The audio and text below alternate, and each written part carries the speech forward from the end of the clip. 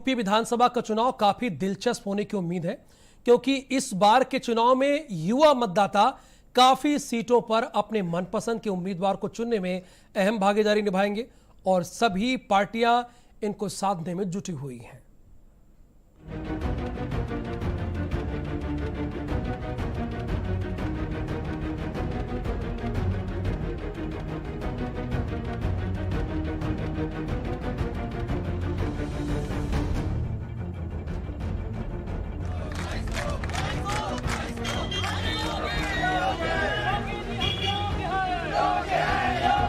हमारा ये कहना है कि जब राष्ट्रीय पिछड़ा आयोग ने यह मान लिया है कि आरक्षण में घोटाला हुआ, तो ये लोग क्यों नहीं मान रहे? केवल 18,598 के स्थान पर जो 27% 69,000 का होता है, ओनली 2637 सीटें हम पिछड़ों को दी गई हैं। लेकिन ये तानाशाही सरकार हम लोगों की सुन नहीं रही है। विधानसभा चुनाव की महाभारत, पार्टियों का नया नया चक्रव्यूह, कहीं धर्म और जातियों पर निशाना, तो कहीं युवाओं पर पैनी नजर। युवा वोटर ही बदलेंगे जीत का रुख, जीत में निभाएंगे सबसे बड़ी जिम्मेदारी। मिशन 2022 में जुटी पार्टियां इस बार भी जीत का कोई मौका नहीं छोड़ना चाहती। जाति, धर्म और वोटरों का प्रतिशत सब कुछ देखकर पार्टियां अपना वोट बैंक मजबूत करने में जुटी। कहीं ब्राह्मण सम्मेलन हो रहा है, तो कहीं पिछड़ी और अति पिछड़ी जातियों के वोट बैंक को साधने की कोशिश की जा रही है। सपा, बसपा, कांग्रेस और बीजेपी अपने अपने वोट बैंक को एन के एन प्रकारेण अपनी तरफ खींच रही है और इनमें अगला नंबर आता है युवाओं का, क्योंकि इस बार सबसे बड़ा वोट प्रतिशत युवाओं का है। प्रदेश में कुल 14 करोड़ 66 लाख वोटर हैं। इस बार प्रदेश में बढ़े 10 लाख युवा वोटर। 18 से 19 साल के 3,92,000 नए वोटर हैं। 18 से 19 साल के अब तक 7,42,000 मतदाता हैं। महिला वोटरों की संख्या 5 लाख बढ़ी है। महिला वोटरों की संख्या अब 6.74 करोड़ हो गई है। लेकिन जीत और हार का निर्णय लेने वाला युवा ही पिछले कई महीनों से सड़क पर नौकरी और बहाली जैसी कई मांगों को लेकर ठोकरें खा रहा है, लाठी खा रहा है, चिल्ला रहा है, धरना दे रहा है और फिर भी बेरोजगारी जैसा बड़ा मुद्दा उत्तर प्रदेश में बना हुआ है।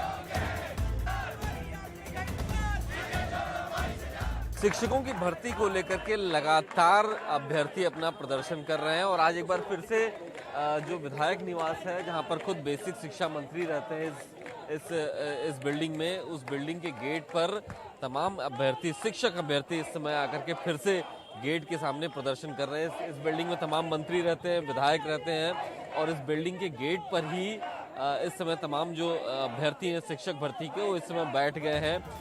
और इन्हीं युवाओं को साधने के लिए समाजवादी पार्टी के राष्ट्रीय अध्यक्ष अखिलेश यादव ने एक बड़ा ऐलान किया है और सपा सरकार बनने पर उनके सपनों को सबसे पहले साकार करने का कमिटमेंट किया है। सपा मुखिया अखिलेश यादव ने एक बार फिर सरकार पर बड़ा हमला बोला है। उन्होंने कहा है कि किसानों के और नौजवानों के साथ सरकार ने जो है धोखा किया है और सरकार ने खुद सीधे तौर पर कहा था संकल्प पत्र में कि हर वर्ष जो है 70 लाख नौकरियां देंगे। लेकिन एक सर्वे रिपोर्ट के अनुसार 2018 में जो बेरोजगारी दर है वो 5.92% थी, जबकि 2019 में यही दर बढ़ करके 9.97% हो गई है। यानी बेरोजगारी में 2 गुनी से ज्यादा की वृद्धि हुई है। उत्तर प्रदेश में बेरोजगारी की जो हालात है उसका ज्वलंत उदाहरण यही है कि उत्तर प्रदेश के इलाहाबाद में 22 दिनों में 19 नौजवानों में कल एक फिर नौजवान ने आत्महत्या करी। उत्तर प्रदेश में जो बेरोजगारी का दर है वो पूरे देश के बेरोजगारी में सबसे ज्यादा है। उत्तर प्रदेश में अभी 69,000 शिक्षक भर्ती में 22,000 पिछड़े और दलितों के साथ अन्याय हुआ है। तो उत्तर प्रदेश में पूरी तरह से बेरोजगारी चरम पे है, किसी को रोजगार नहीं है। बसपा, भाजपा और कांग्रेस भी इसको अपनी ओर साधने की रणनीति बना रहे हैं और विपक्ष पर फर्जी बातें करने का आरोप लगा रहे हैं। आज लगभग 1.5 करोड़ से ज्यादा रोजगार उत्तर प्रदेश में नौजवानों को मिले हैं।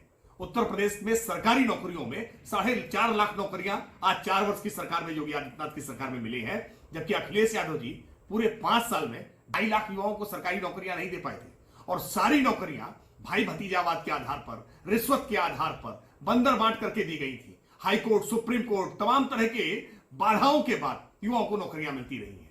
लेकिन आज उत्तर प्रदेश में पारदर्शी तरीके से लोगों को नौकरियां मिल रही हैं। सरकार कह रही है हमें रोजगार दिए 4 लाख, सरकार झूठ बोलती है। एक योगी जब झूठ बोलता है तो बहुत बुरा असर समाज में पड़ता है। दोस्तों, आप जो लोग इनके कहने के अनुसार जो लोग जिनको इन्होंने रोजी रोटी दी है, जिनको रोजगार दिया है, वही लोग सड़कों पर हैं? जी नहीं, सड़क पर आज वो लोग हैं जिन्हें रोजगार नहीं मिला, जो परेशान है, छात्र, नौजवान, बेरोजगार, सब के सब परेशान हैं। इसलिए मैं इस पर एक ही बात कहना चाहता हूँ कि मुख्यमंत्री योगी हैं, लेकिन व्यवस्था पूरी की पूरी रोगी है। फिलहाल सरकार किसी की भी हो, हर साल बेरोजगार और अभ्यर्थी अपनी मांगों को लेकर सड़कों पर धरना प्रदर्शन करते हैं और लाठी खाते हैं। पूरे 5 साल इसी में निकल जाते हैं और फिर आ जाता है अगला चुनाव। स्पेशल रिपोर्ट, भारत समाचार।